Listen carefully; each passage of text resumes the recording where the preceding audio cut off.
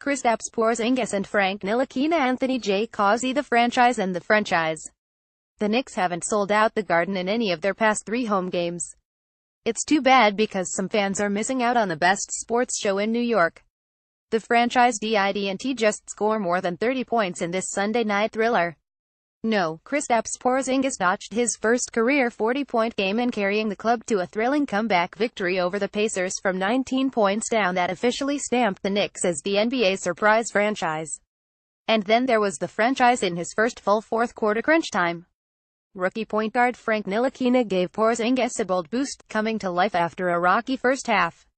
He was fiery on defense with those long arms and sank 2 gigantic late three-pointers, none bigger than the one with 134 left. Ntilikina's 3 turned a game-tied 9,999 to 10,299 and lifted the Knicks to their first winning record of the season at 54. "Honestly, I think we're just playing with a New York mentality," Porzingis said during his on-court interview, and the crowd roared one more time. The franchise and the franchise.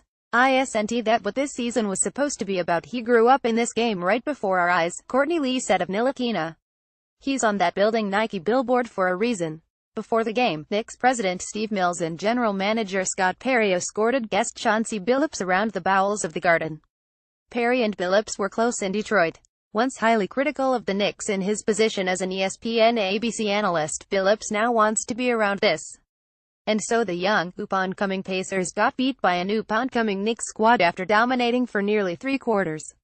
Tim Hardaway Jr. said he hadn't heard the Garden louder save for Carmelo Anthony's 62-point game long ago. Porzingis was replaced with 3.5 seconds left, the Knicks comfortably up 5, coach Jeff Hornacek letting him soak in one more ovation and round of MVP chants. "He makes life easier for the whole team," Ntilikina said. Porzingis sank mid-range jumper after jumper, scored 15 straight Knicks points at one juncture of the second half, hitting them through contact and double teams, getting to the free throw line with a few superstar calls. "He threw down dunks and blocked 6 shots. We needed a spark offensively," Porzingis said. "I needed to be aggressive." Back in the first half, when the Knicks looked dead, there was still that glimmer of hope provided by Porzingis. Lance Stevenson steamed down the lane, looking like a ball of Brooklyn fury. But that right-hand tomahawk jam Stevenson envisioned got swallowed up by the unicorn. Latvia over Lincoln. Then it would be Knicks over Pacers. Despite the noise, the rows of empty seats in the upper reaches looked more noticeable during the bleak first half. The club announced a season-low crowd of 17,889. Entering this season, the Knicks had sold out 277 of their last 278 regular season games.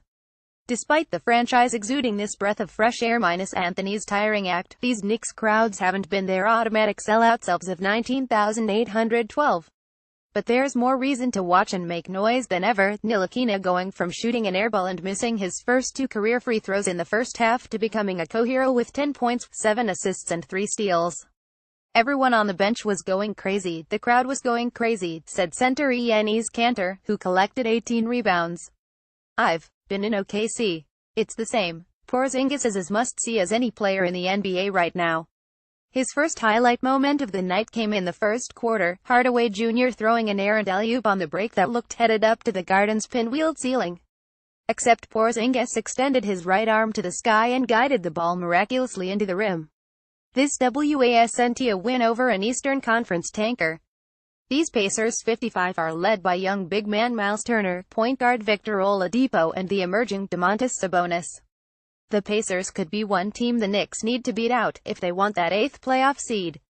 It's also one franchise which they may just be competing against for high stakes in a few years as Porzingis grows into an MVP-type player, Ntilikina develops into a long-armed, two-way guard stopper and clutch shooter and Kanter sticks is the real deal.